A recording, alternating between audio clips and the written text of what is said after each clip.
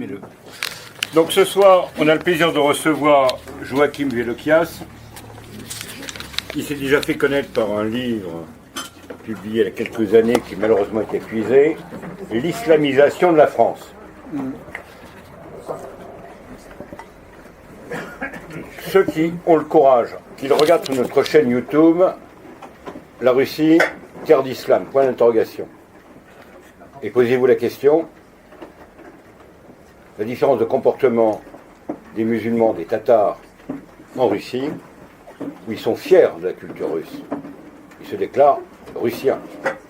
Quand l'icône de Kazan a été restituée à la Sainte Église russe, les imams étaient là pour accueillir l'icône et se glorifient des gloires nationales. C'est pas demain que Boubacar fêtera Jeanne d'Arc, Charles Martel ou Saint-Louis. Même s'ils ont envoyé, en fonction de la pratique dont ils sont experts de la taquilla, des gens dans les églises, mais on se demande aussi lesquels. Certainement, ils ne sont pas venus chez nous. Ce soir, il ne s'agit pas de savoir l'origine de l'islam, qui est une hérésie judéo-chrétienne, ni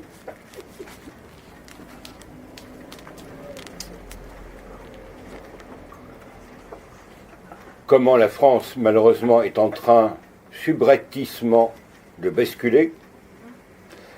Et il faut se retenir une chose, bien le comprendre, qu'il y a un rapport adultérin entre la prétendue république maçonnique et l'islam, par haine du christianisme, des racines chrétiennes. Et ce n'est qu'un début. Si on se vante de quelques baptêmes chaque année à Pâques, il faut savoir qu'il y a beaucoup, malheureusement, de Français prétendument de souche qui deviennent musulmans et radicaux. Ce soir, on va vous parler ce qu'on dit effectivement dans les mosquées. Il faut voir que l'islam européen a été pris en main par l'Arabie Saoudite, que la plupart de nos gouvernements européens sont vendus à ces gens. Petit détail, il y a quelque temps, c'était pour le livre d'Yvan Blot, et ensuite pour un colloque franco-russe sur la pensée conservatrice, on cherchait un grand hôtel dans Paris. Malheureusement, c'est dans la main soit des anglo-saxons, soit des arabes. Donc on s'est contenté d'un musée qui nous a bien voulu nous accueillir. Et il faut voir que ce serait bon que vous regardiez sur notre chaîne YouTube l'islam wahhabite. Et voir, il y a quelques mois, Lina Murneme, qui est professeure d'université au Liban, est venue nous parler ici de l'islam. Et sachez qu'on a eu des menaces graves, puisqu'à un moment, elle voulait qu'on retire d'Internet sa vidéo. Je lui ai dit, moi je veux bien. Mais dès que c'est mis sur Internet, il y a toujours un petit malin qui en fait des copies. Malheureusement, l'islam, à part éventuellement le pieux général qui nous a débarrassé de Morsi, Sisi, qui a apostrophé les musulmans en leur reprochant leurs crimes, leur lecture littérale du Coran, et sans être un homme des prétendues lumières. Alors ça, il faut vraiment être un taré illuminé par les idéologies de 89, et tant qu'on n'aura pas abjuré, alors la foi est un don de Dieu, ça c'est autre chose, mais tant qu'on ne sera pas revenu à nos valeurs, mais on sera destiné à être des esclaves, des dhimmis. Regardez ce qu'on nous dit par exemple sur la Syrie. Régulièrement, je rencontre l'archevêque d'Alep, un gréco-catholique. C'est certainement pas le même son de cloche que le prétendu ministre des Affaires étrangères, auquel il est vraiment étranger, ou de la plupart de nos évêques de France, qui, pour différentes raisons, sont complices. Et regardez le pauvre prêtre qui s'est fait égorger, on peut avoir pitié de son âme, mais les mêmes avait offert un terrain pour construire une mosquée. Tout à côté de chez nous, à Villejuif, vous avez une église copte. Les républicains n'ont rien trouvé de mieux que de donner le permis de construire juste à côté, dans la même rue, d'une mosquée. Quelle est la conséquence de tout cela? Hollande l'a écrit, c'est la partition ou les guerres civiles. Donc c'est un devoir de s'informer et de lutter à notre échelon. D'abord, en se réappropriant notre culture. On ne meurt pas pour un compte en banque, on meurt pour cette terre, la terre de nos ancêtres, et non pas pour une idée abstraite de l'homme, ou des droits de l'homme, je ne sais pas trop quoi encore. C'est très important. Et ensuite, de marquer d'une manière concrète la charité, ou la solidarité, comme vous voulez, avec ceux qui souffrent, que ce soit en Syrie, en Irak, même en Égypte, quoique la situation tend à s'améliorer. Et regardez les fruits des printemps arabes. Il y a quelque temps, il y a un ancien ministre qui est venu ici, l'ancien ambassadeur de Tunisie, qui nous a présenté la réalité de la révolution tunisienne. À vous, cher ami. Bien, merci frère Thierry pour cette introduction. Bonjour à tous. Donc, je vais me présenter très brièvement. Donc, Joachim Velioka, j'ai fondé un observatoire de l'islamisation en 2006, qui est une ressource documentaire sur Internet qui récapitule l'avancée de l'islam en France, mais bien au-delà. C'est un observatoire aussi de tous les pays à l'international.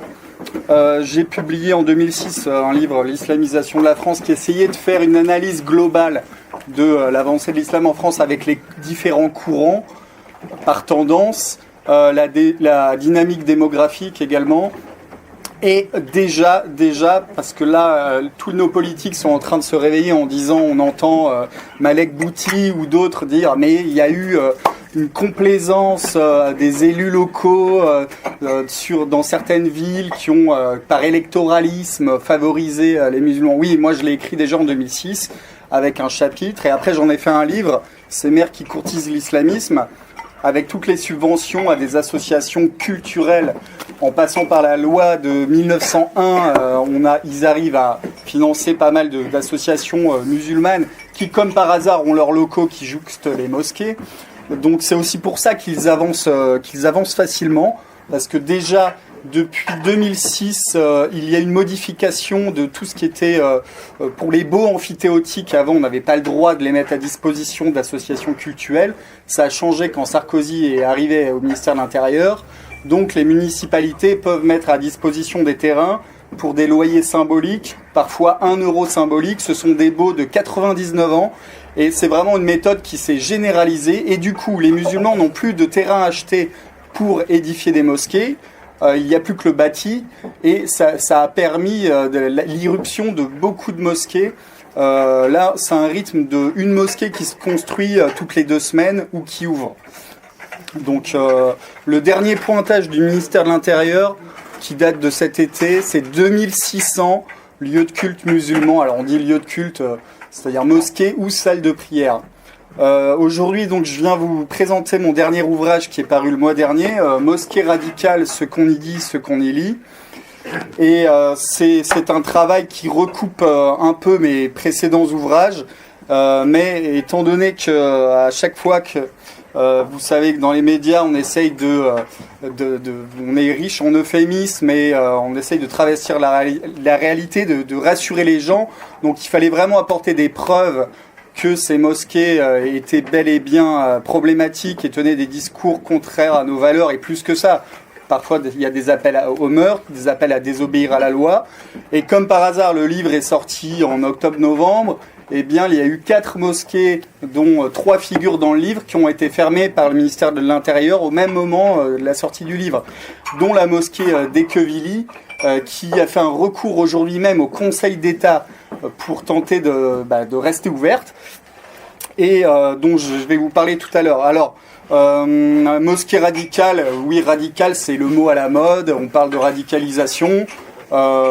J'ai choisi ce titre parce que d'une part, c'est vrai qu'en fait, dans le radical, il s'agit de revenir aux sources. Radical, radix, la racine.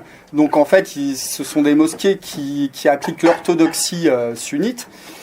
Et donc on parle beaucoup aussi de l'Arabie Saoudite, mais il n'y a pas que le wahhabisme des Saoudiens qui pose problème en France. Je vais après détailler un peu les différents courants de l'islam qui sont très bien implantés en France. Donc d'une part, on a évidemment, du fait de notre histoire, beaucoup de mosquées marocaines et algériennes.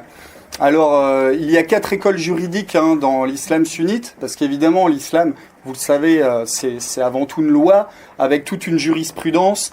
Et dans le passé, il y avait d'autres écoles juridiques. Certaines ont été vaincues, certaines se sont essoufflées. Et maintenant, il y a 4 écoles juridiques dans le sunnisme qui sont assez proches.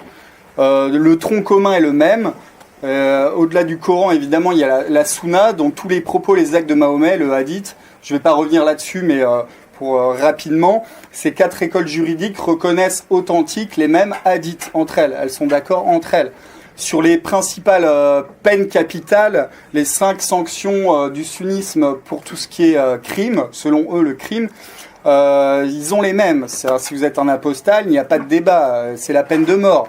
Le grand imam d'Al-Azhar l'a rappelé le mois dernier en disant qu'évidemment, il ne pouvait pas revenir sur le hadith.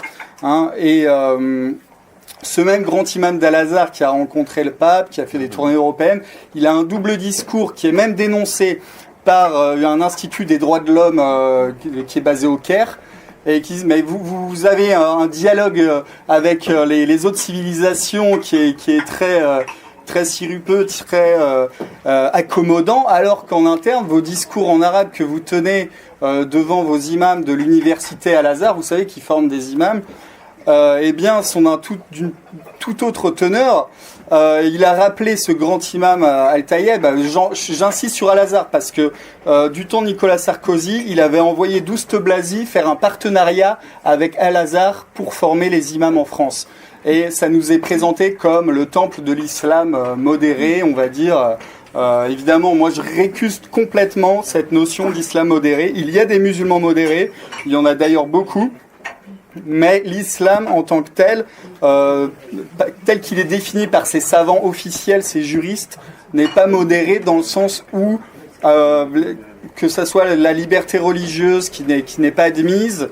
Par exemple, à Al-Azhar, il est enseigné qu'on n'a pas le droit de construire d'église dans leur manuel. Et il y a un général très courageux qui était au Palais Bourbon la semaine dernière pour un colloque et qui dénonce tous ces livres de charia qu'on enseigne à Al-Azhar et dans l'enseignement classique en Égypte, qui enseigne tout cela. Les maisons des chrétiens doivent être marquées. L'État islamique n'a rien inventé. Les maisons des chrétiens doivent être marquées pour ne pas leur donner l'aumône. Parce qu'on parle beaucoup d'aumône, même dans certains qui dialoguent au sein de l'Église catholique, disent « Ah, mais vous voyez, ils ont aussi la miséricorde. » Mais bon, déjà, qu'Allah soit miséricordieux pour les croyants, mais dur contre les égarés. Les égarés, ce sont les juifs et les chrétiens. C'est la Fatiha, je crois, une des premières sourates qu'ils récitent tous les vendredis. Et donc, évidemment, il y a un gros problème ce n'est pas un problème marginal où les radicaux ne seraient pas une excroissance maladive de l'islam. Non, c'est vraiment dans leurs universités islamiques.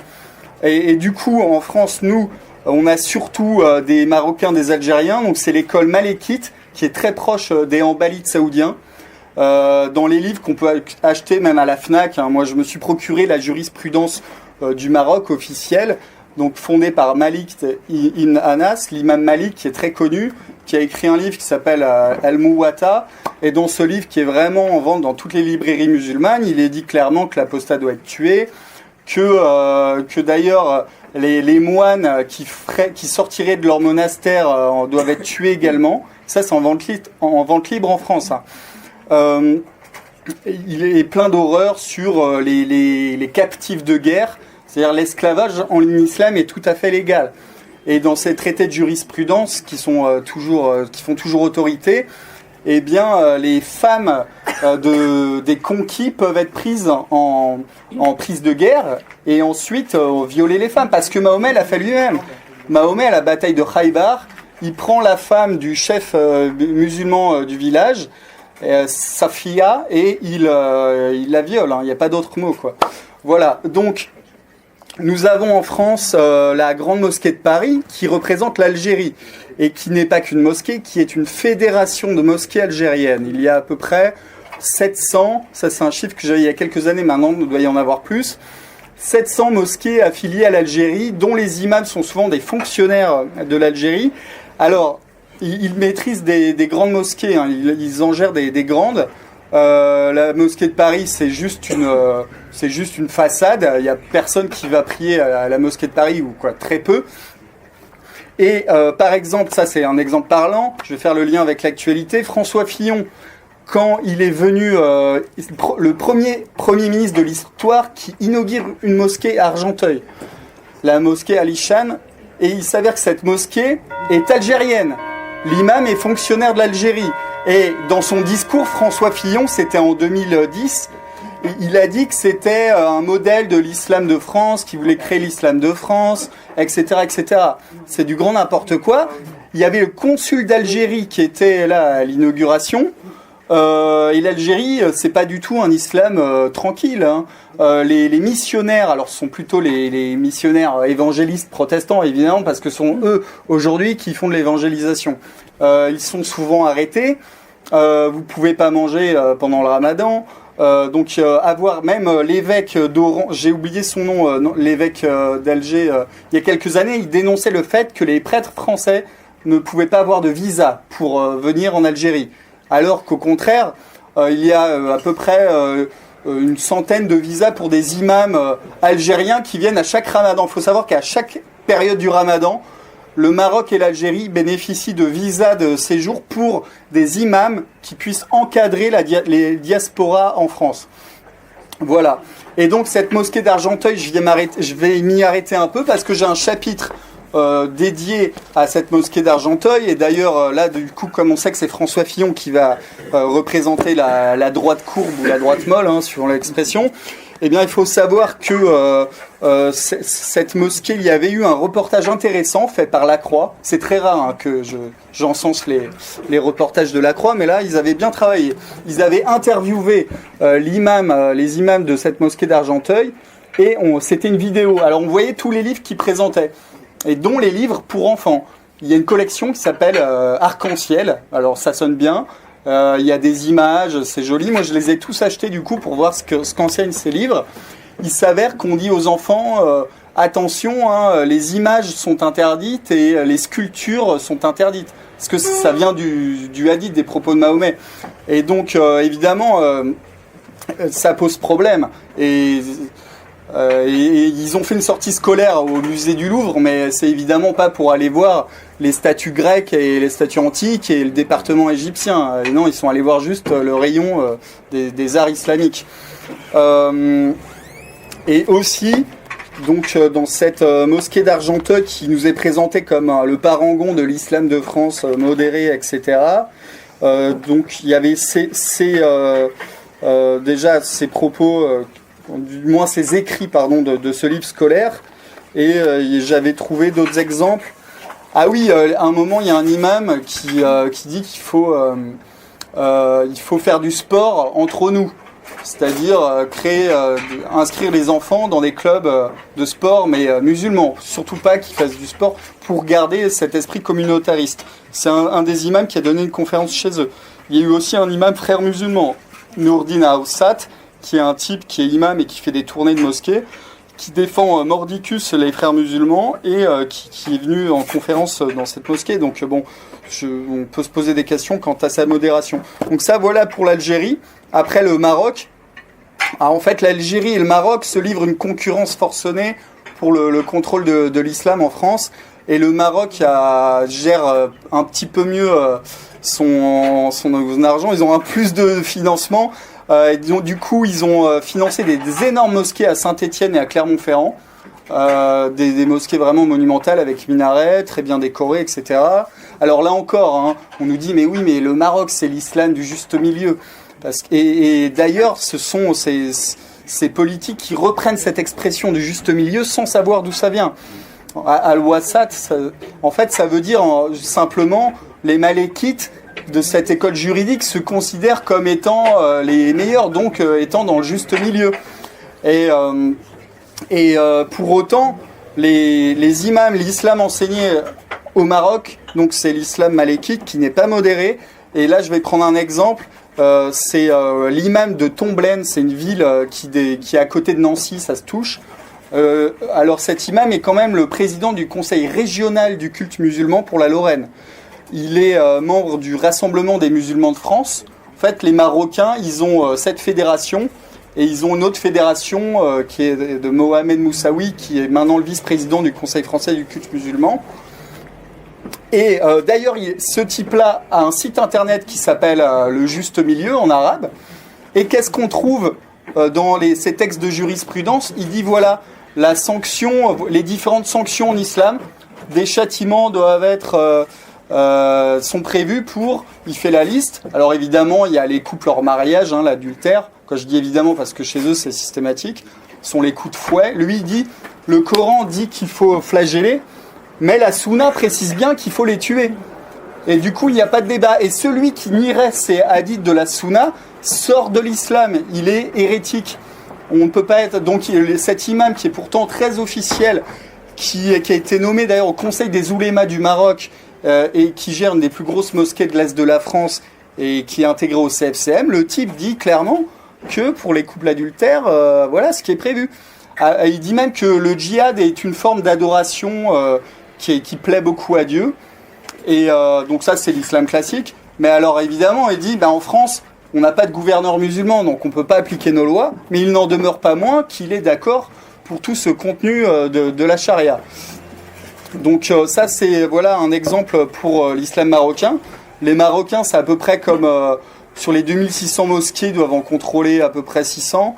Et eux, ils ont des moyens, malheureusement aussi.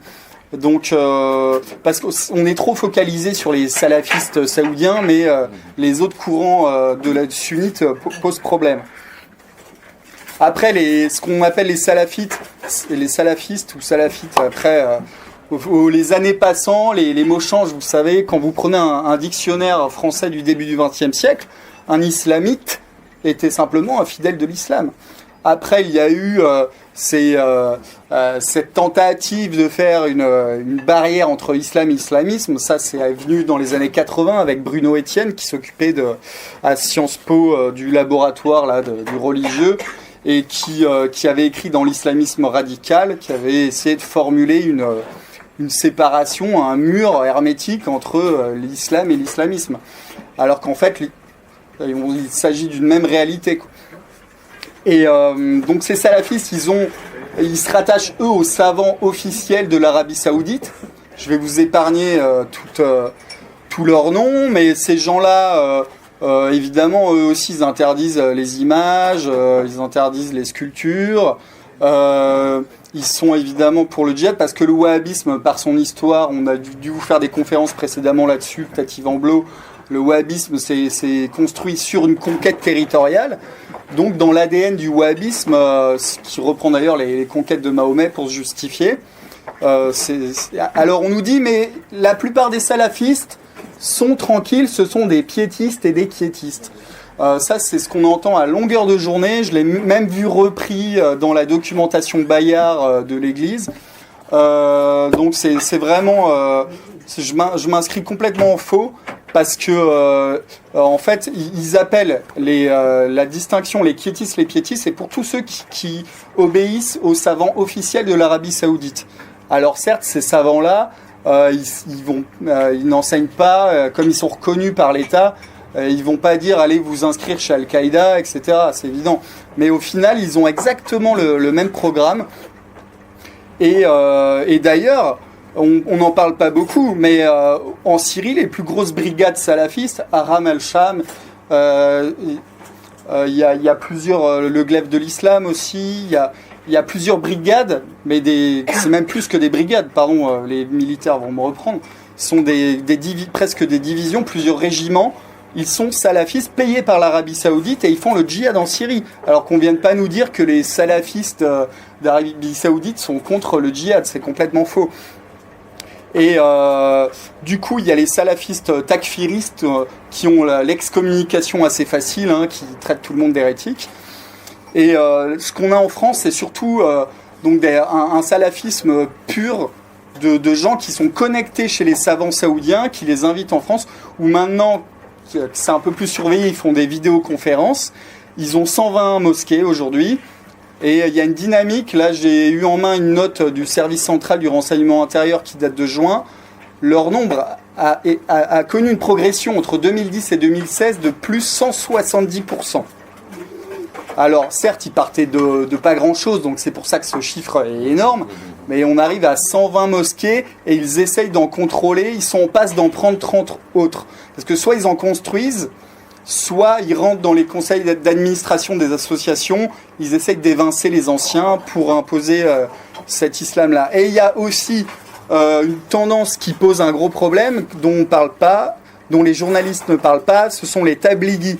Et les tabligis, eux, ils ont quand même 147 mosquées, ils ont leur quartier général qui est au Pakistan, ils sont très structurés, pour le coup, eux sont très hiérarchisés, et les cadres doivent avoir des stages obligatoires au Pakistan. Et les services de l'État le savent très bien. Hein. J'ai une note détaillée sur les tabligis dans les mains qui est pas très vieille. Et ces gens-là, en fait, donc ils vont se former au Pakistan, ils reviennent. Donc 147 mosquées et ils représenteraient 40 000 militants, parce que je vais employer le terme de militants. Et les salafistes, Manuel Valls nous disait... il y a à peine un an et demi, qui serait seulement 15 000, en fait, non. Les services français disent qu'ils sont 40 000, entre 40 000 et 50 000. Donc ça fait quand même du monde. Et moi, je pense que c'est bien plus, en fait. Parce que dans mon livre, donc, j'ai un gros chapitre sur tout ce qui est salafisme saoudien. Je démontre que la plus grande mosquée de Marseille, heureusement, Dieu soit loué, il n'y a pas de grande mosquée à Marseille parce que le projet a été avorté.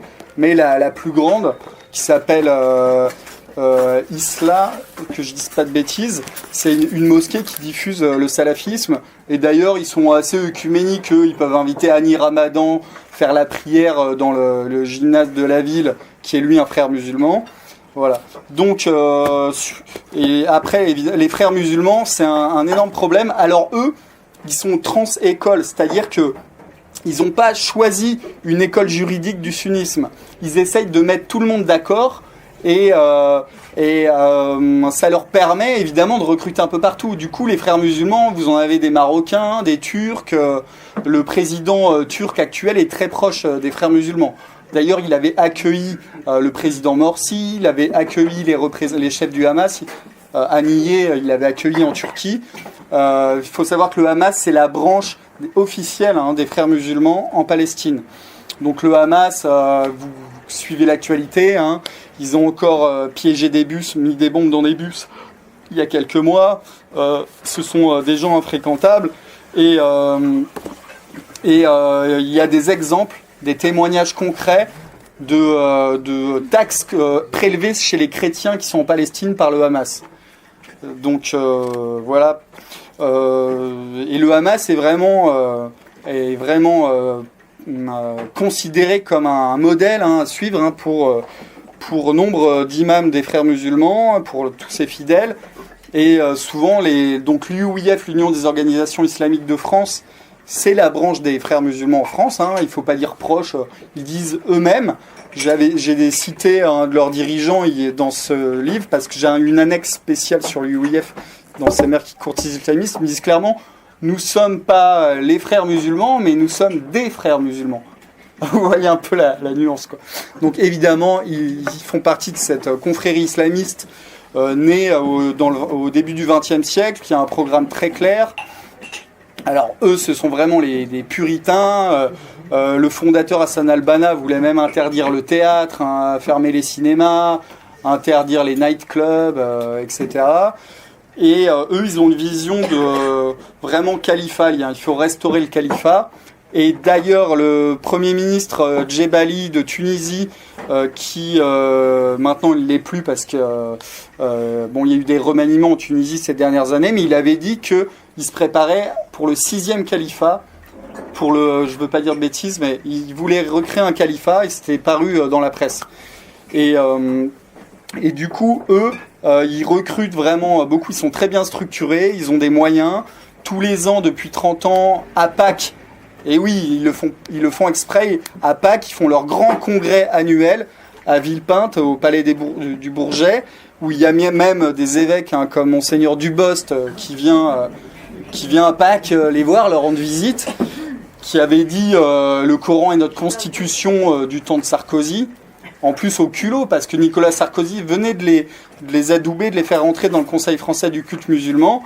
Et c'est vraiment leur stratégie, ils essayent de pousser au maximum tout ce qu'ils peuvent obtenir. Et eux, alors il y a un de leurs imams, imam d'Escodin, qui est très en verve et très mobile, quoi. Le gars, il fait des conférences dans toutes les mosquées, vraiment. Je les ai répertoriées. Il s'appelle Iqiyoussen, Hassan Iqiyoussen. Et lui, il dit clairement que sur l'apostasie, il a fait une conférence pour expliquer que les musulmans qui quittent l'islam et qui ensuite critiquent l'islam méritent la mort. Et il dit, on est en France, c'est comme les collabos, 12 balles dans la tête. Et il parle un peu comme une racaille, vous savez, pour eux c'est vraiment l'érudit et les... Il faut voir un peu le niveau aussi. Là, la mosquée d'Ecuvili qui a été fermée au début novembre, faut les écouter, ces gars-là. Bon, ils parlent un peu en langage des cités, etc. Et donc, les frères musulmans, incarnés par l'UOIF, sont 200 mosquées à peu près, parce qu'ils gèrent des associations qui elles-mêmes vont de pair avec des mosquées, quoi. Et ils ont des gros projets assez énormes grâce au fonds du Qatar. Le Qatar a un fonds de charité, c'est son nom, c'est pour ça que j'emploie ce mot-là, c'est le Qatar Charity Fund. Et ils ont financé le lycée Averroès, reconnu par l'État d'ailleurs. Xavier Bertrand, après les attentats de novembre 2015, est allé là-bas au lycée Averroès pour leur apporter en gros un soutien et dire mais pas d'amalgame, etc. Et limite il s'excusait d'une soi-disant franchement heureux comme musulmans en France. Ils peuvent ouvrir des mosquées, ouvrir des écoles hors contrat, ils n'ont aucun problème. Et ils arrivent à avoir ce discours de culpabilisation du français en disant nous sommes stigmatisés à longueur de temps. C'est vraiment inadmissible. Et donc eux, ils sont très malins, l'UOIF. Non seulement ils ont à peu près 200 mosquées, mais c'est eux qui ouvrent des collèges et des lycées, des écoles primaires en France. Ils viennent de créer une fédération nationale des écoles musulmanes en France. Et à leur congrès fondateur, il y avait même un ancien inspecteur général de l'éducation nationale pour donner de la crédibilité. Et ils ont une école à Dessines, à côté de Lyon. Ils ont un lycée aussi à Marseille. Et ils ont ce fameux lycée Averroès qui est lui reconnu par l'État. Parce qu'ils ont certains lycées qui sont reconnus par l'État. À Dessines, c'est le recteur d'académie Morvan, qui est un franc-maçon assez cohérent avec lui-même, avait refusé de donner l'agrément de reconnaissance par l'État. Et Sarkozy était à l'intérieur. D'ailleurs, il avait été viré 2 mois après. Et pour avoir la reconnaissance par l'État, qui donne droit à un financement par la région, parce que ce sont des lycées. Et le lycée Averroès à Lille, c'est pareil. Ils ont les financements de la région. Xavier Bertrand est tout à fait d'accord pour cela. Voilà. Et il y a un ancien professeur assez courageux qui s'appelle Zitouni, qui a dénoncé ce qu'on enseigne dans ce lycée. Et il y a un prof de mathématiques qui loue le Hamas, etc. Donc bon, on voit que c'est assez problématique. Donc voilà, je vous ai parlé des Algériens, des Marocains. Évidemment, je ne peux pas rentrer dans le détail, sinon ça va durer 2 heures. Et les Turcs, voilà, il ne faut surtout pas oublier les Turcs. Les Turcs, ils sont très présents dans l'est de la France et dans la région lyonnaise. Alors eux, ils sont représentés dans le Conseil français du culte musulman par soit le DİTİB, c'est en fait la courroie de transmission du ministère des Affaires religieuses turc, qui avant était plutôt kémaliste et vraiment gérée par l'État turc. Et maintenant, étant donné que l'État turc est aux mains des islamistes qui ont la même idéologie que le Miligorous, c'est-à-dire c'est une grosse organisation islamiste turque très présente en Europe, en Allemagne et en France, et qui, eux, ont la même vision que les frères musulmans. C'est califat, politique, et même, on a leur documentation interne, ils glorifient le djihad. Je peux vous citer quelques éléments de langage, comme on dit maintenant, du Miligorous, qui est une organisation islamiste qui est née sous l'impulsion de Nesmettin Erbakan, qui était l'ancien Premier ministre, qui a été d'ailleurs écarté. Il a été ministre plusieurs fois, mais en 97, il y a eu les militaires l'ont éjecté du pouvoir parce que le type était vraiment trop islamiste. Et eux, les Turcs, ils gèrent une centaine de mosquées. Et maintenant que l'AKP islamiste dirige la Turquie, eh bien, le ministère des Affaires religieuses turc est devenu radical. Et ils travaillent main dans la main avec cette organisation Miligorous, qui sont vraiment des islamistes. Et ils ouvrent même un campus universitaire à Strasbourg. Alors le type qui gère ça, c'est carrément un conseiller municipal PS qui est turc. Lycée, collège, institut de formation d'imam, la totale. Gros projet à Strasbourg là, qui est en cours de réalisation. À Vénissieux, ils ont de grandes mosquées. Même à Châteaudun, ils construisent des mosquées. Et ces gens-là ont vraiment des moyens, quoi. Donc, moi, je parle pas turc, je parle même pas arabe, vous voyez. Donc, mais j'ai des amis égyptiens d'ailleurs, souvent qui me traduisent tout ce que je veux.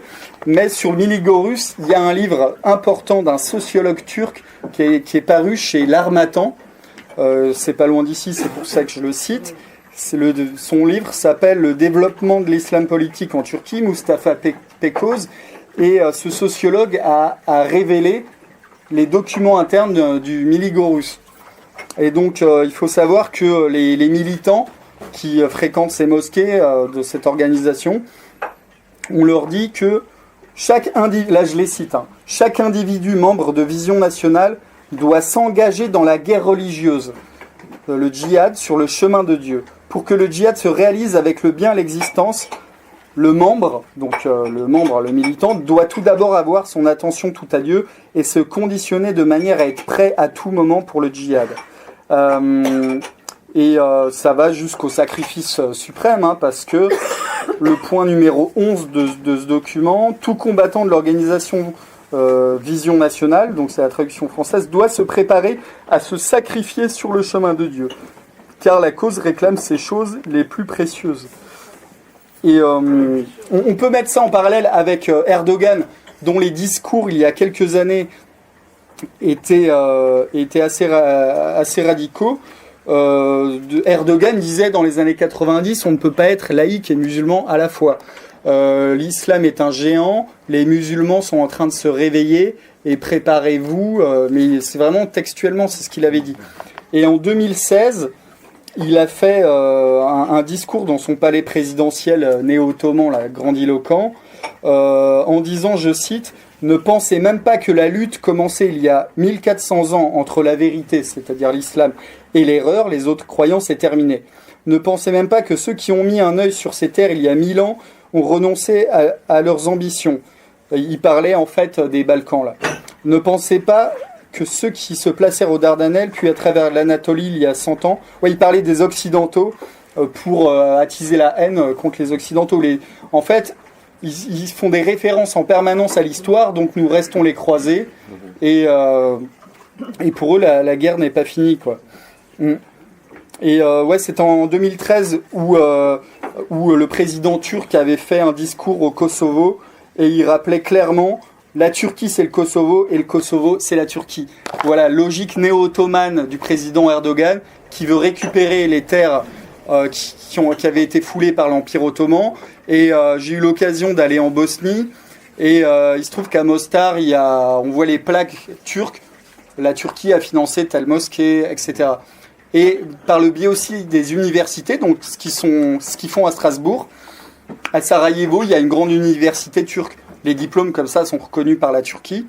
et donc ils avancent. Donc c'est pour ça que les mosquées turques, pour moi, elles sont toutes radicales, et il y en a beaucoup. Alors quand au début de la présentation de mon livre, je mets que la DGSI, la Direction Générale de la Sécurité Intérieure, recense 148 mosquées radicales. En fait, c'est vrai, les salafistes, mais il y a toute mosquée en soi pose problème à partir du moment où la charia, vous l'avez compris, n'est pas compatible avec notre civilisation. Après, ils sont patients, ils savent bien qu'ils ont la démographie avec eux, le temps joue pour eux.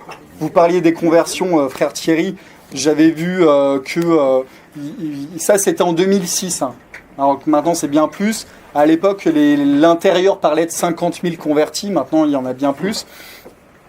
Et ça c'est un vrai problème. C'est un vrai problème, et évidemment le principal problème, vous savez très bien, il est chez les chrétiens qui apostasient leur foi, qui par ethnomasochisme sont toujours en train de s'autoflageller, et aussi l'esprit missionnaire qui suite au Concile Vatican II. Alors est-ce que c'est une coïncidence de date? Je ne sais pas, j'ai ma petite idée. L'esprit missionnaire s'est essoufflé et n'a même pas été promu par la mission. Là, c'est peut-être un peu en train de changer. Je voyais le mot de l'évêque Monseigneur Sentier de Créteil, suite au synode qu'ils ont fait dans le 94, de relancer l'évangélisation des jeunes. Oui, c'est très bien. Mais je me suis marié il n'y a pas longtemps, et puis la personne, le diacre qui nous a préparé au mariage, m'a vraiment dit qu'il fallait pas chercher à convertir les musulmans, hein, que depuis Vatican II ça c'était fini, et que de toute façon ils avaient accès au salut, vu que c'est sa lecture toute particulière de Nostra Aetate qui dit qu'il y a le dessein du salut est prévu, embrasse tout le monde, même les musulmans. En fait, je pense que dans l'idée du texte, c'est de dire qu'en fait, évidemment, le projet du salut de Dieu est pour tous les hommes, mais après, il faut que les hommes aussi fassent une démarche, c'est pas automatique. Donc ça a été mal compris, et du coup, il y a même l'élite catholique en France qui, malheureusement, la pseudo-élite a mal compris, a travesti ces textes, mais ces textes sont, c'est vrai, ambigus. Et l'ambiguïté de quelques textes sur l'œcuménisme a laissé une porte ouverte à tous ceux qui avaient une vision iréniste. Et on a vu dans les années 70 des chapelles données à Lille et dans d'autres villes pour des musulmans. Et d'ailleurs, après, quand l'Église veut récupérer ces terrains, c'est assez problématique. Donc voilà, la responsabilité, évidemment, elle est politique, mais elle est globale, et le processus est enclenché. Et je fais partie des pessimistes, hein. Voilà, je vais conclure là-dessus. C'est pas très joyeux dans cette période de l'Avent, mais malheureusement, il y a une dynamique qui fait que les mosquées problématiques sont en train de s'accroître en France de manière inquiétante. Voilà, je vous remercie. On peut faire des questions. Monseigneur, est-ce que vous voulez dire un mot? Je suis tout à fait d'accord et intéressé par ce que nous dit notre ami. Justement, il y a un groupe de sénateurs qui se sont rendus au Caire les 2, 3, 4 octobre, et ils ont essayé de poser des questions très directes au fameux imam Taïeb qui semblait tout à fait ouvert, libéral. Mais après son voyage à Rome, effectivement, et après avoir été reçu par le président Hollande, il a dit « Je connais toutes les religions, mais l'islam est bien supérieur ». Et alors, on leur posait des questions très directes en disant « Mais par exemple, un musulman qui devient chrétien, qu'est-ce qu'on en fait? Est-ce qu'on lui coupe le cou ?» Enfin, lui on dit d'une façon beaucoup plus subtile. Il a dit « Non, mais on prépare des cellules de déchristianisation ». Torture comprise. Il est diplômé de la Sorbonne, hein, le Cheikh Taïeb. Oui, il est très intelligent. Ils nous connaissent parfaitement, ils savent ce qu'on a envie d'entendre. Donc ils nous servent cela. Voilà, donc voilà. Vous avez raison. C'est ça. Alors à un moment donné, avec Sisi, que je considère comme un libérateur de l'Égypte. Sans Sisi, je crois que l'Égypte c'était une nouvelle Syrie, une nouvelle Irak tout de même. Et les chrétiens aiment ce discours, il est soufi. Et apparemment, son discours semble plus ouvert pour les chrétiens. Ah, tout à fait. Le maréchal Sissi a assisté à la messe de Noël l'année dernière. Oui. Et là, ils sont en train de revoir la loi qui datait de l'Empire ottoman, qui soumettait à autorisation du président toute ouverture d'église. Et du coup, il y avait très peu d'églises, évidemment, qui s'ouvraient. Donc la loi est en train de passer. Donc ça progresse, c'est très bien. Mais bon, c'est Oui, et puis timide. il y avait une tentation de mieux, enfin une tentative, pardon, d'avoir plus de facilité pour construire une église. Mais finalement, il y a beaucoup de restrictions, pas de croix, pas de ceci, pas de cela. Donc on a compris qu'encore ça devient difficile. Mais je trouve que les médias occidentaux diabolisent trop le maréchal Sissi. Tout à fait, oui. Au nom de la démocratie. Au nom de la démocratie. Oui. Et il faut savoir, s'il vous plaît, une personne parle à la fois, c'est enregistré. Que la démocratie, les musulmans l'ont bien comprise. Et savent s'en servir pour dominer l'Europe. Si à Vienne, ils ont été stoppés, ils reviennent. Sachez qu'à 1h30 de Paris, au Kosovo, une terre chrétienne, toute petite, a été donnée volontairement par les anglo-saxons avec la complicité de la France aux musulmans. Et la raison a été donnée par le général américain qui commandait les opérations, c'était de faire une nation musulmane au cœur de l'Europe pour la casser. Et c'est une vieille alliance entre l'esprit anglo-saxon et l'islam qui remonte d'ailleurs au début de l'Arabie saoudite. Tout à fait au début. Alors, je vous conseille, ceux qui veulent, de regarder sur Internet votre livre. On peut le trouver que d'occasion, l'islamisation de la France. Aux éditions de Paris, il y a pas mal de livres sur l'islam. Même des fois, ça arrive. Aux éditions du Cerf, les professeurs Urvois ont publié un excellent livre. L'islamologie, ce qui est remarquable. Et il faut savoir que peut-être, ça peut être un des derniers débats qu'on aura sur ces questions. Car l'islam, qu'est-ce qu'il cherche à faire? À criminaliser toute critique. Et vous avez des complicités au niveau politique. Et n'hésitez pas que ça ne vous concerne pas. Regardez les lois liberticides, elles n'ont pas été encore votées, mais qui ont été, mais dans c'est au Sénat. On ne peut plus remettre en cause un des fléaux de notre pays, le génocide français par l'avortement et l'invasion. Dans quelque temps, quand on reparlera de ces questions, on risque de se trouver devant les tribunaux. Il faut le savoir. Est-ce qu'il y a des questions à poser? Alors vous levez la main et de vous parler de manière distincte parce que c'est enregistré. Venez plus près. Bonsoir. Alors, merci pour votre conférence. Alors, j'ai juste une question à vous poser, effectivement, puisqu'on est tous dans cette salle extrêmement pessimiste par la situation actuelle. Et compte tenu des échéances politiques, on aimerait savoir pour 2017 quel serait le candidat qui serait le plus à même pour répondre à nos questions. J'ai entendu Marine Le Pen dire que l'islam était compatible avec la République française. Et face à ce que j'entends, ça ne correspond pas du tout à la réalité. Bon, voilà. Je vais vous répondre très rapidement. Et après, vous répondrez. Je vous réponds sous ma responsabilité. Il faut savoir d'abord que les institutions génèrent une pensée politique. Qu'on le veuille ou non, la République est hétérogène à l'âme française. Et comme le disait Maurras, elle sait très bien défendre ses institutions. Regardez, toutes les tentatives de la pseudo-droite de Boulanger à De Gaulle ont toutes échoué. Elle est très bien à même de défendre des institutions, mais elle est incapable de défendre la France. Alors ça ne veut pas dire que dans l'eau, il n'y a pas des braves gens. Oui, il y a très longtemps, j'ai fait de la politique dans un certain parti très modéré, mais sans illusion. Ce n'est pas avec des élections que vous changerez le courant de l'histoire. C'est, comme le disait Baudelaire, il n'y a de nobles sur terre que le poète, le prêtre et le soldat. L'interprète des dieux, l'homme qui sacrifie se sacrifie. Et l'histoire est là pour nous le montrer. Si la Russie, ou la Sainte Russie est en train de se redresser, c'est grâce à quoi? À l'armature qu'a constituée l'armée, On meurt pour son pays, pour la fierté de son histoire. Et l'Église. Or, en France, qu'est-ce qu'on a? Des valets. À vous. Non. Alors, évidemment, pour faire un choix politique en 2017, c'est toujours, je vais vous servir la réponse classique. Entre deux mots, il faut choisir le moindre.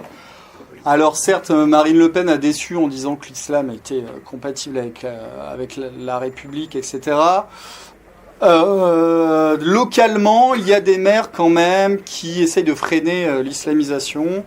On l'a vu à Mantes, malheureusement ça n'a pas marché. Du moins, il y a des velléités et des tentatives à Fréjus, la justice leur a donné tort. Là, ils viennent de remporter une petite victoire à Montauban, parce qu'ils avaient contesté un échange de terrain entre la mairie des Républicains qui donnait un terrain un peu plus large pour les musulmans. Et grâce quand même au Front National, ils ont cassé cet échange de terrain. Et voilà. Donc, et évidemment, il ne faut pas croire à un parti idéal. Moi, pour ma part, je pense que c'est un parti quand même s'il a des défauts, qui essaye de, pas en comparaison aux autres, qui veut restaurer la souveraineté de la France et mettre un frein à l'immigration. Voilà. Donc je pense que après c'est dommage que quand Marion Maréchal Le Pen demande un déremboursement de l'IVG, de l'avortement par la sécurité sociale, elle se fasse reprendre par Marine Le Pen qui dit mais non, on va rien changer, même si on arrive au pouvoir, l'avortement sera toujours remboursé. Donc voilà, c'est un peu dommage qu'il y ait une tendance avant. Vous savez, au Front National, au fait des BBR, il y avait la messe tridentine avant chaque et c'était vraiment un parti qui avait la doctrine sociale de l'Église et le droit naturel qu'il essayait de défendre. Avec la ligne Antony, etc. Maintenant, ça a changé, c'est sûr. Après, voilà. C'est peut-être le moins pire, mais évidemment, quoi qu'ils peuvent avoir pas mal de députés avec les triangulaires et le Front républicain. La gauche ne va jamais appeler à voter pour Fillon et aux législatives, etc. Donc je crois que sans ce report de voix, les triangulaires vont être bénéfiques au Front National. Et en fait, c'est une question d'individus, parce que vous avez des personnalités qui ont nos idées, il y a des catholiques fervents au Front, comme il y a des gens ultra-républicains qui sont maçonnico-compatibles. Voilà. Après, c'est une histoire de tendance. Mais lors là, on va laisser la place pour d'autres questions, parce qu'on pourrait en parler beaucoup. Ok, je vous remercie. Une autre question?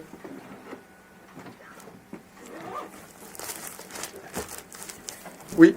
Oui, en principe, la mosquée de Paris, je crois qu'elle l'extraterritorialité, est-ce qu'il y en a d'autres? Alors, je ne sais pas. Là, j'avoue, c'est une colle. Non, je suis pas sûr. Non. Alors, l'histoire de la mosquée de Paris, c'est une dette de la France pour des soldats musulmans qui ont combattu pour notre drapeau. Et il est intéressant de relire un vieux texte de Maurras de l'époque. Et c'était une dette envers des soldats qui ont combattu pour nous. Mais jusque dans les années 70, c'était quasiment l'unique mosquée en France. On allait prendre le thé. Et il est bon de vous mettre en garde contre certaines formes de taquilla, entre autres, Fils de France. Association de musulmans soi-disant patriotes, on demande de quelle patrie ils se réclament, qui arrivent à noyauter même l'action française, ou l'inaction française comme on veut. Pauvre Maurras, il doit se retourner dans sa tombe. Et ça, c'est le résultat d'une inculture viscérale, abyssale. Alors, qui est des musulmans pacifiques, on n'en doute point, et surtout les sectes soufis, qui à une époque avaient une certaine vogue dans les milieux bourgeois intellectuels. Malheureusement, cette époque est révolue. Et il est évident, il suffit d'aller dans certains territoires pas très loin de Paris, Tous les 21 janvier, j'accompagne le prince de Beaumont-Parme à la messe du 21 janvier. Louis XVI, oui. Mais on n'est plus en France. C'est tout. Est-ce qu'il y a d'autres questions? Oui. Juste à titre personnel, en Oui. tant qu'auteur- Allez-y. Non, j'ai pas- Chut. Allez-y, madame. Non, excusez-moi, je voulais rebondir sur la notion de soufisme. Oui. Deux. Le soufisme, Oui. parce que les soufis, ils ont quand même le Coran et les hadiths Tout à fait. en Oui, arrière-plan. Je sais, Et oui. donc, c'est aussi une sorte de mode, une espèce d'édulcoration qui est très portée dans certains milieux pseudo-intellectuels, parce qu'on vous sort toujours « Ah, mais il y a les soufis », comme si c'était quelque chose de... Tout à fait. D'ailleurs, il y a des grandes confréries de soufis en Turquie qui sont radicales. Les Naqshbandiya, Suleyman Shia, ils ont même envoyé des djihadistes là en Syrie. Et tout à fait. Et le professeur Marie-Thérèse Urvois, cette grande islamologue de l'université qui est tellement brillante qu'elle n'est jamais invitée dans les médias, l'explique très bien. En fait, le soufisme, c'est certes un courant avec toute une littérature et un mysticisme, mais qui n'abroge pas, qui n'évacue pas, qui ne balaye pas d'un revers de main la tradition de la sunna. Donc, on peut toujours être soufi et être favorable à une charia orthodoxe. Et il faut savoir que les musulmans aujourd'hui, l'islam radical, pourchasse les soufis. Il y avait des sectes soufis, par exemple, au Kosovo, dans l'ancienne Yougoslavie. Ils ont été éradiqués. Les Alévis sont un peu C'est pareil. soufis, je crois. Oui. En Turquie, ils sont discriminés. De même, beaucoup de ces gens-là avaient pris certaines coutumes chrétiennes, où étaient des chrétiens plus ou moins cachés. Par exemple, c'est le cas qu'on peut observer aujourd'hui encore en Iran. C'est mystérieux. Pas de Oui, s'inquiéter. madame, vous vouliez poser une question. À titre personnel, tout à l'heure, vous disiez qu'on demandait d'enlever un enregistrement sur YouTube.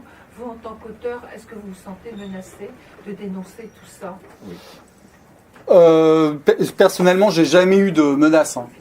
Jamais eu de menaces, mais je prends des précautions. Mon visage n'apparaît pas sur Internet, etc. C'est pour ça que là, c'est pas filmé aujourd'hui. Enfin, je peux vous dire que Lina Murneme, elle est prof d'université à Beyrouth. Au Liban. Elle est venue faire une conférence de l'été là. Oui, oui. Elle a eu des menaces très sérieuses. Elle a fait pas retourner au Liban. Et ne croyez pas qu'en France, ce soit une partie de plaisir. Il y a heureusement quelques musulmans qui trouvent la lumière, c'est-à-dire qu'ils deviennent chrétiens. Et lorsqu'ils sont croisés par d'autres anciens corps religionnaires pendant le ramadan, s'ils ont le malheur de fumer ou de boire, ils sont bousculés et frappés.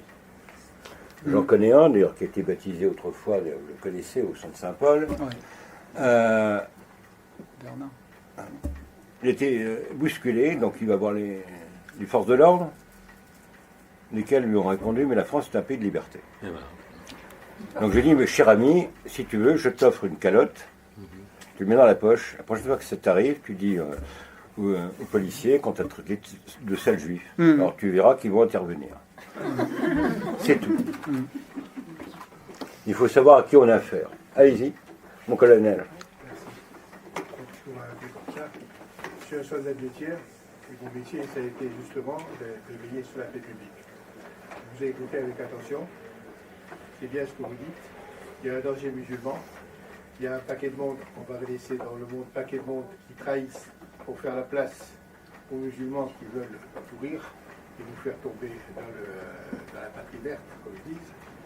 Et qu'est-ce qu'on fait, nous, pour pouvoir accueillir les musulmans qui ne veulent pas être, qui veulent juste être des citoyens français et ne pas se laisser mener par les gens qui dans les cités, qui sont couverts par les trafics de la drogue, qui sont couverts par ceux qui couvrent les trafics de la drogue et tout ça. Qu'est-ce qu'on aura, nous, peuple français, pour leur dire, voilà, il y a une autre solution que de vous laisser mener par les autres. Comment peut-on les protéger? J'arrive à le faire pour quelques-uns, mais multiplié par le nombre qu'il faudrait, mes camarades et moi, on n'y suffit pas. Alors c'est un vrai problème, ouais. c'est vrai, il y a beaucoup de musulmans qui se sentent français, qui sont des musulmans plus au sens sociologique d'ailleurs, qui sont peut-être pas très observants, parce que c'est vrai que si... Peu importe, ne rentrez Non, pas. mais c'est important de le dire, parce que quand on est vraiment pratiquant, à ce moment-là, si on est versé dans l'étude des textes de jurisprudence, on se rend compte que le code civil français et la charia, c'est pas compatible. Mais évidemment, la plupart des musulmans dont vous parlez, ce sont comme des jeunes français, ils ont d'autres centres d'intérêt que d'aller lire des traités de jurisprudence islamique, c'est vrai. Alors, malheureusement, les patriotes musulmans, souvent, sont qualifiés de harkis par les jeunes musulmans algériens, parce qu'on a glorifié les moudjahidines, les martyrs de la révolution algérienne, etc.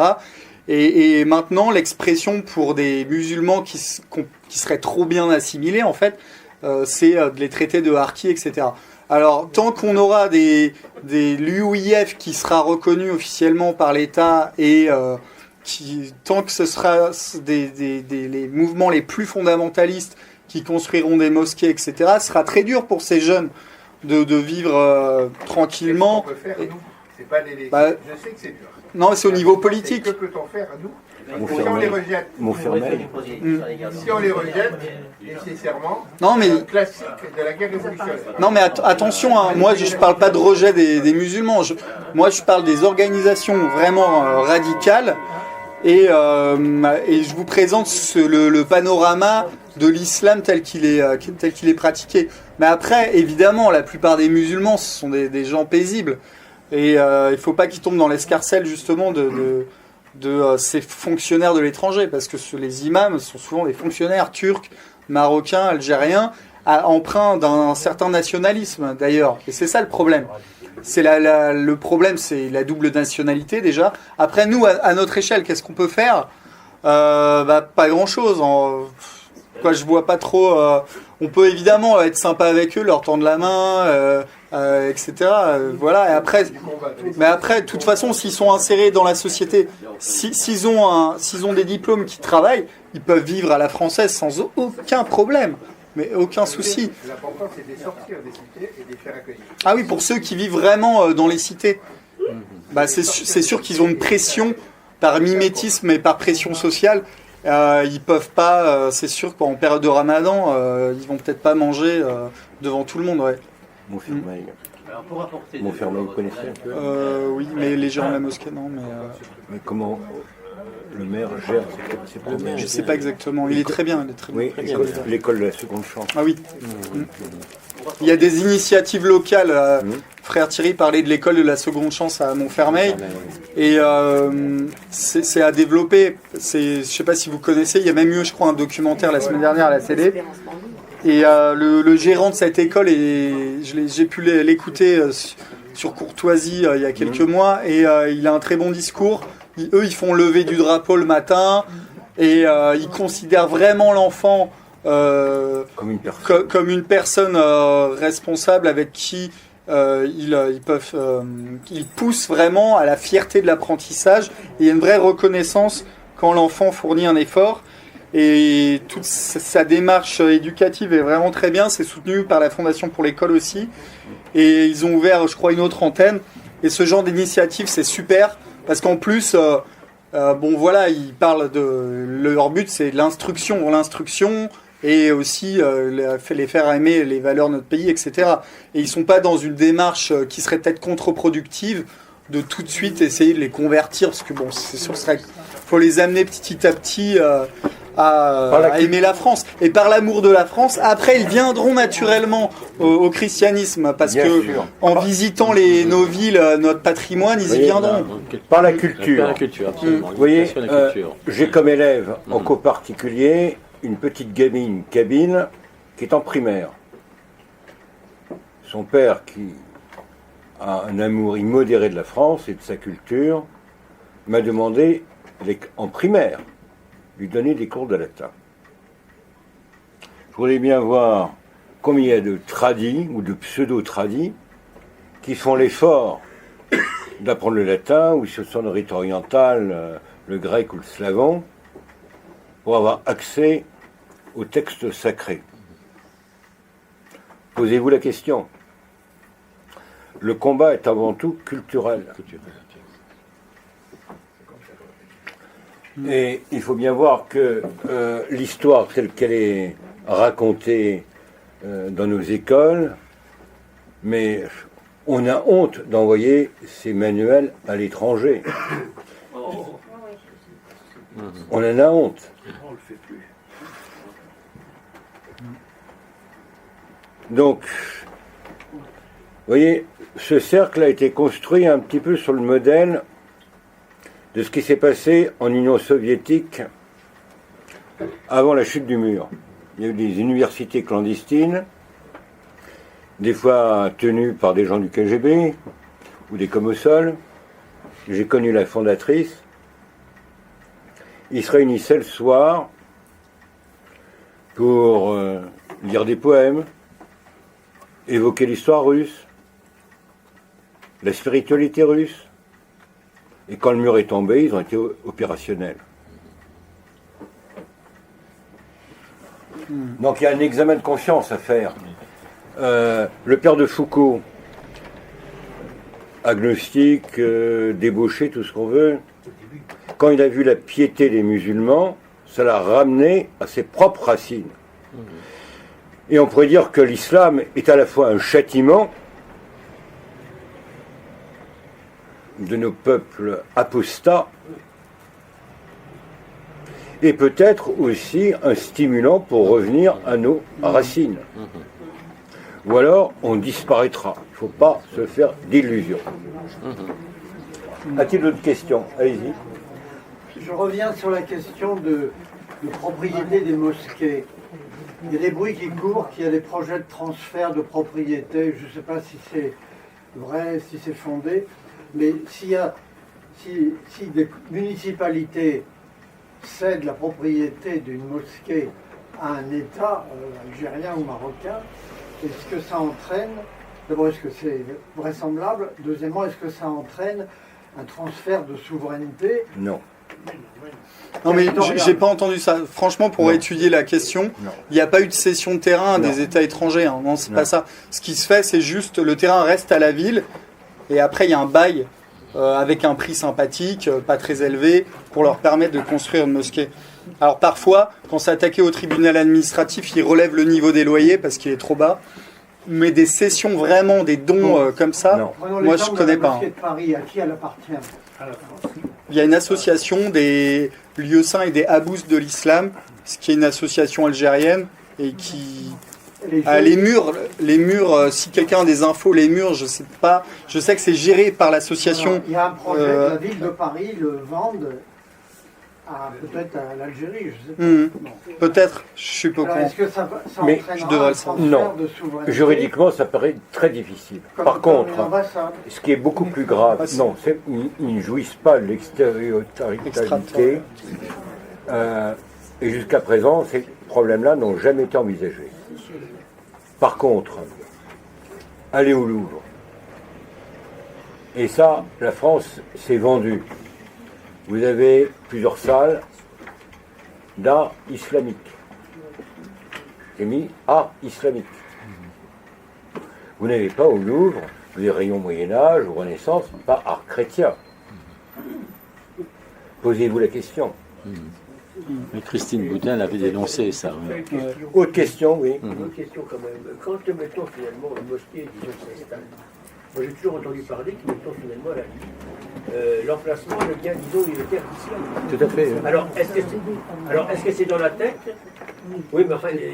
Symboliquement, oui, vous avez raison. Dans leur tête, ils font ça, mettons, comme quelque chose, disons, d'acquis. Parce que, vous savez, c'est comme le Coran. Le Coran, mettons, ils lisent le Coran, mettons, sans le comprendre.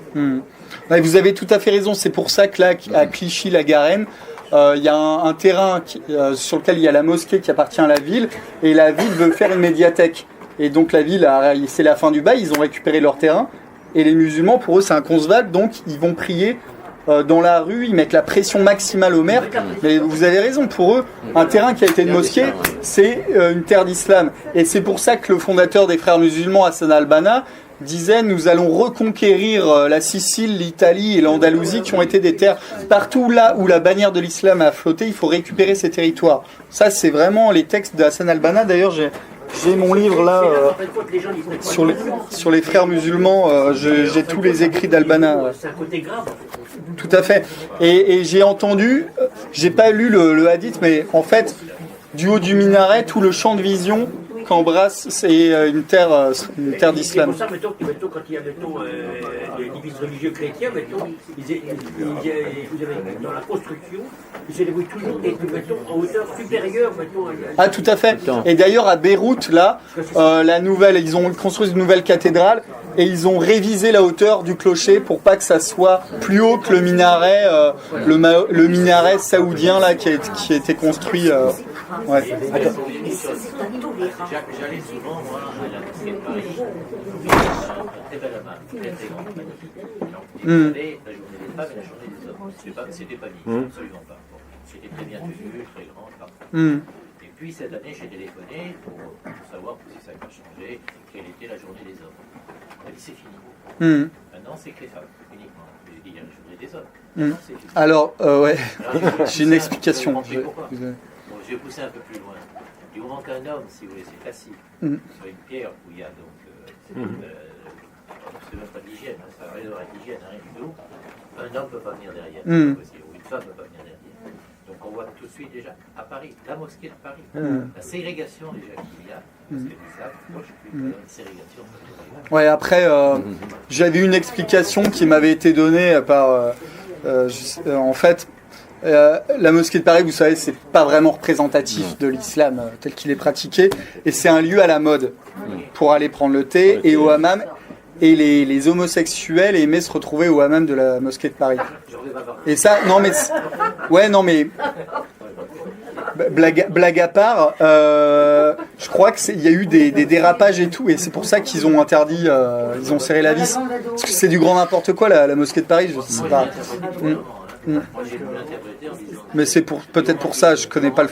Oui, je vais poser une question d'un autre style. Vous parlez de l'islamisation de la France. Est-ce que vous abordez au niveau géopolitique les pays responsables ou organisations de type maçonnique qui sont responsables de l'islamisation de la France et qui ont tout intérêt à ce que la France soit islamisée? Parce que là, on parle des dégâts de l'islamisation de la France. Là, souvent, moi, je parle avec des musulmans, j'ai beaucoup d'amis musulmans, et je leur réponds à eux-mêmes de regarder derrière leurs croyances et tout ça, de voir, faites attention, parce que moi, j'ai vu des radicaux qui étaient pour développer Al-Qaïda. Et je leur ai dit, ah bon, tu veux travailler pour les Américains? Et bien le gars, il a plus voulu travailler pour Al-Qaïda quand je lui ai dit ça. Parce qu'il ne faut pas oublier qu'Israël est peut-être un peu derrière. Peut-être. Alors. Ou d'autres organisations dont je ne nomme même pas les noms. Non mais là, moi j'ai aucun tabou avec ça. Qui était journaliste de la Défense et du monde arabe en France. Vous pouvez regarder, il le dit, ça dure 2 minutes 29 secondes. Il dit la chose suivante. Les Américains, partout dans le monde, ont développé les islamismes. Ah oui, ça c'est certain, oui. Alors là, vous abordez beaucoup de sujets à la fois. Oui, c'est ça, on parle de Daesh, d'ISIS, tout ça. Il y a derrière. S'il vous plaît. Bon, alors ça, peut-être qu'Yvan Blot l'avait traité. Oui. Rapidement, oui, les Américains ont toujours été pro-islamistes. Avec l'OTAN, ils ont installé les islamistes bosniaques au Kosovo et l'Angleterre. Et là, la politique de l'OTAN a favorisé les islamistes aussi en Syrie, en Irak. Et Israël a poussé à la guerre en Irak en 2003. Mais quel est leur intérêt ? Et Israël aussi c'est avéré, hein, ils ont soigné des soldats de l'État islamique dans leurs hôpitaux. Voilà. Il y a une vieille complaisance de certains. Ça les arrangeait de certaines familles politiques. Mais c'est un mauvais calcul, je pense, pour Israël, parce que le retour du fric. Excusez-moi. Et vous parliez des francs-maçons. Alors là, c'est sûr que par l'antichristianisme, mécaniquement, ça fait le jeu aussi de l'islamisation. C'est sûr, ils n'ont pas besoin de faire un énorme plan concerté et tout, mais le Grand Orient, il y a 2 mois, a pris fait et cause pour tous les réfugiés qui venaient en France en disant qu'il fallait les accueillir, etc. Ça procède du même esprit.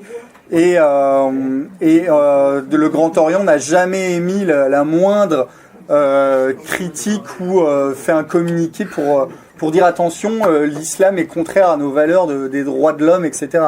Donc là-dessus, le Grand Orient est un allié objectif de l'islamisation. Ça, c'est sûr. Voilà. Au nom de la laïcité, de nombreux hommes politiques ont dit qu'il fallait aider l'islam pour le mettre au même niveau que les autres religions originaires du pays. Tout à fait. Il est évident que l'islam a été instrumentalisé par les anglo-saxons pour différentes raisons, et ça remonte à loin. Même lors des massacres des Arméniens, les pauvres Kurdes qu'on plaint tant, ils étaient les agents de la Turquie. Une bonne partie en Irak des terres où s'installent maintenant ces Kurdes, mais il y avait des Arméniens, il y avait des chrétiens qui ont été massacrés. Au Liban, ça a été pareil. Après la guerre de 14-18, et il y a eu des troupes françaises qui sont restées l'arme au pied en tente maçonnique. Alors peut-être les officiers ont été désavoués par la suite, n'empêche, les massacres ont eu lieu. Donc tout ça, ce sont des sujets graves. Donc essayez de vous former, de lire et de mener le bon combat. Thierry, ce qu'on peut dire pour simplifier, parce que quelquefois il faut un petit peu simplifier, c'est que l'islam a de tout temps été irrédentiste, a de tout temps voulu envahir et nous imposer sa loi. Et donc, on accuse Israël ou les États-Unis, bon, effectivement, on peut trouver des raisons, mais la fonction première de l'islam, c'est que tout le monde devienne musulman. Partout et de tout temps. Donc, oui, vous avez raison. Pas besoin d'Israël et des États-Unis et francs-maçons. Pour conclure, on peut retenir une phrase du grand sociologue Jules Monroe. Il disait à la fin de sa vie, l'islam, c'est le communisme du XXIe siècle. Et il faut savoir que le communisme, Dieu merci, est tombé, mais il a muté. Quand on regarde les néoconservateurs américains, ce sont des trotskistes. Hillary Clinton et... Bon, qu'est-ce que c'est sinon des cousins germains, des bolcheviks. Donc ce que je vous propose, c'est de venir voir le conférencier, vous faire signer, dédicacer ses livres.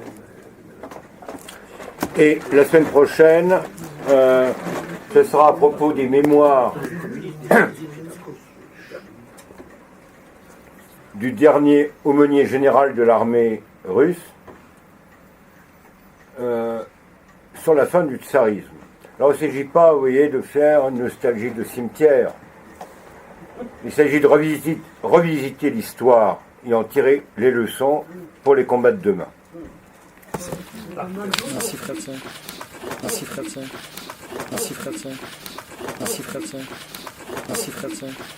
Merci Fredson.